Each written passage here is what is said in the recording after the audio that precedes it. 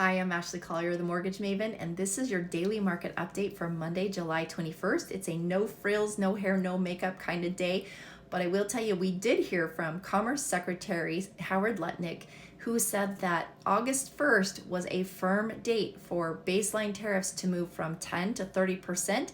And that kind of was a mixed bag of results for the stock market, but it was bond friendly news as we saw mortgage backed securities improve by 23 basis points at its peak. Then at the closing bell, we saw a lot of those gains lost, and we were up only 6 basis points. 10-year US Treasury moved down 4 basis points. We also heard from Treasury Secretary Scott Bessent on CNBC this morning, and he said that Jerome Powell's term ends May 2026. There's talk about him resigning, there's talk about Trump firing him, but he said it's not just Jerome Powell that should be in the hot seat, but the entire organization, the Federal Reserve.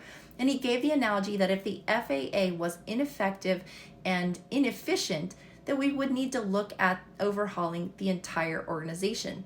We also got some interesting news.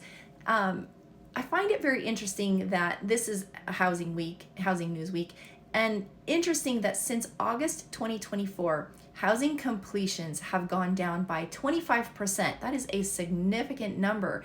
And yet in the latest BLS report, remember the Bureau of Labor Statistics, which is really the BS report, they overstated job growth by a ton. How can you have housing completions down by 25%, yet construction job gains were pretty big and accounted for 1/6 of all job growth?